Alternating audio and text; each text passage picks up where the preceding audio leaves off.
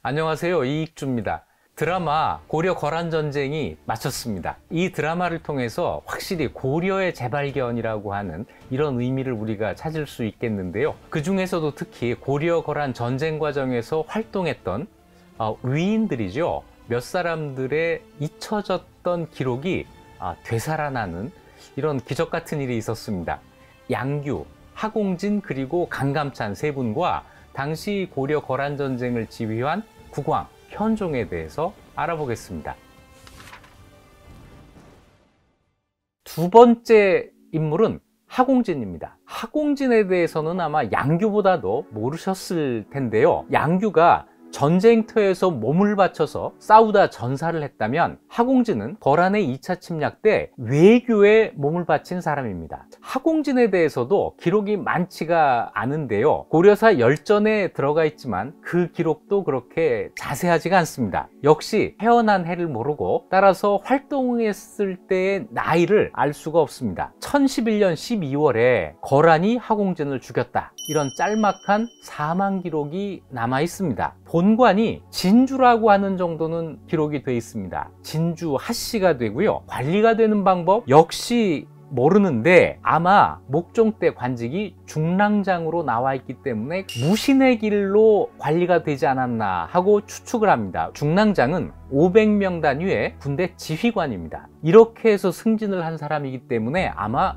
무신이었을 것이다, 이렇게 추정을 하는 거죠. 전쟁 전의 이력은 아주 간단하게 나와 있는데 강조가 정변을 일으켰을 때 강조편에 섰던 사람이고, 강조편에 서기 전에 무신으로 있을 때 함부로 동려진 부락을 공격했다가 패배한 일이 있었는데, 강조가 권력을 잡은 다음에는 먼 섬으로 유배를 가게 되는데 섬에 유배가 있는 상황에서 전쟁이 벌어졌고 강조가 거란 성종과 싸우다가 전사하는 일까지 벌어집니다. 일이 다 끝난 다음에 유배에서 풀려서 현종에게 복명을 해야 되는데 현종이 개경을 버리고 나주로 출발을 합니다. 그렇게 되다 보니까 하공진이 개경으로 가다가 왕을 쫓아서 내려가게 되는데 어디에서 왕을 만나냐면 경기도 광주에서 만나게 됩니다. 그것이 1011년 1월 1일 이때 행궁에서 현종을 만나는데 하공진이 이끌고 온 군대가 20명이 있었습니다.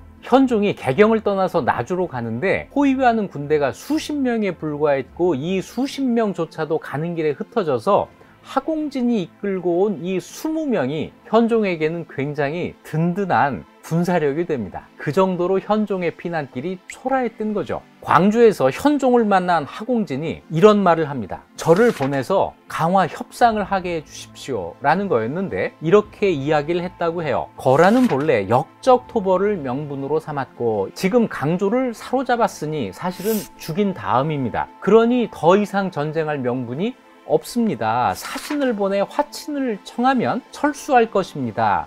폐하께서 다시 친조를 청하시면 거란군은 그것을 명분으로 삼아 철군을 시작할 것이옵니다. 그래서 왕이 하공진을 거란군에 보냅니다. 하공진이 출발을 해서 양주까지 왔을 때 거란의 선봉부대를 만나요. 그때 현종이 경기도 광주에 있었고 거란군이 경기도 양주에 있었으니까 둘 간의 거리가 거의 접근을 해온 거예요.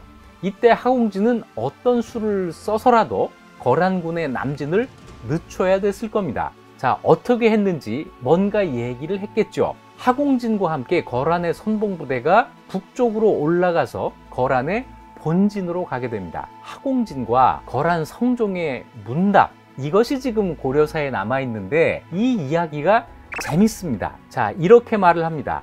저희 국왕께서 직접 뵙기를 원했으나 거란의 군세가 두렵고 또 국내의 여러 어려운 사정 때문에 강남으로 피난을 가셨습니다. 강남이 여기서 어떤 강의 남쪽인지 알 수 없지만 예성강의 남쪽일 수도 있고 한강의 남쪽일 수도 있습니다. 그러면서 속히 군사를 거두어 주십시오 라고 청해요. 그랬더니 거란 황제가 너의 왕은 지금 어디 있느냐? 그러니까 하공진이 같은 말을 되풀이해요. 지금 강남으로 가셨는데 계신 곳은 알지 못합니다. 거란 황제가 그 강남은 뭔가 가까운가? 여기서 가깝다고 하면 안 되겠죠? 멀다고 대답해야 되는데 멀다는 대답을 이렇게 합니다. 강남은 너무 멀어 몇 마일리인지 알 수가 없습니다. 아마 그 당시 거란 성종이 고려의 지도를 안 갖고 있었던 모양이에요. 그러자 추격하던 거란 군대가 돌아갔다. 그 사이에 뭔가가 빠져 있는 거겠죠. 이 말만 듣고 돌아갔다면 거란이 얼마나 어리석은 거예요? 그렇지 않았을 겁니다. 뭔가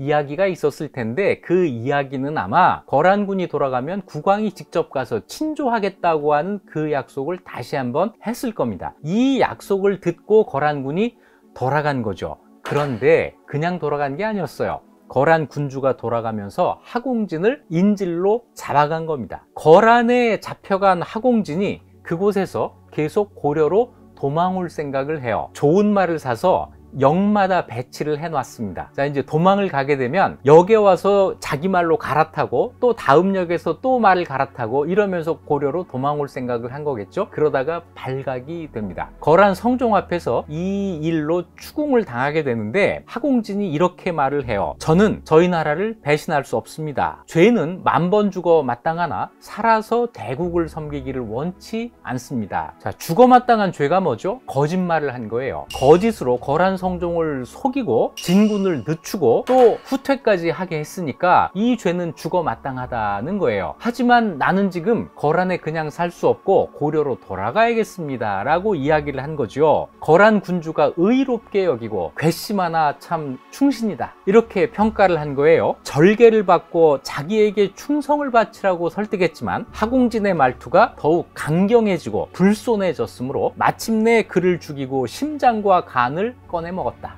이거 너무 엽기적인데요. 진짜 거란 성종이 하공진의 심장과 간을 꺼냈을까요? 저는 아니라고 봅니다.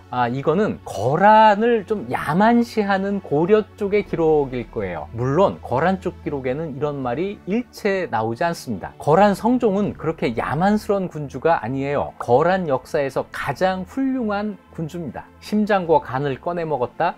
이 말이 의미하는 것은 거란 황제의 분노가 극에 달했다. 이런 걸 보여주기 위한 거겠죠. 그런데 어쨌거나 외교를 하면서 외교관이 자기의 심장과 간을 내주면서까지 국익을 위해서 노력했다고 하는 것은 우리에게 시사하는 바가 매우 큽니다. 약소국의 외교관은 정말 이 자세를 배워야 된다고 생각해요. 이 이후로 나라 위에 목숨 바친 외교관이 몇이나 되었을지 한번 생각해 볼 일입니다. 하공진과 양규 두 사람 모두 국가를 위해 목숨을 바쳤습니다. 양규는 전투에 목숨을 바쳤고 하공진은 외교에 목숨을 바쳤습니다. 두 사람의 공이 모두 훌륭하지만 굳이 두 사람의 공을 비교하자면 양규의 공은 전투에서 승리하는 데 그치고 전세를 역전시키는 데까지는 이르지 못합니다. 하공진의 이 공은 같은 목숨을 바쳤지만 외교를 통해서 전쟁을 멈추게 하는 것까지를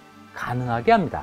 양규와 하공진의 공로는 고려가 거의 망할 때까지 후손들에게 기억이 됩니다. 1298년에 이때 충선왕이 즉위해서 교서를 내리는 가운데 거란군을 퇴각할 수 있게 한 서희, 하공진, 노전, 양규 네 사람에게는 내외손의 현손 중 한 사람에게 벼슬기를 허락한다라고 하는 내용을 담습니다.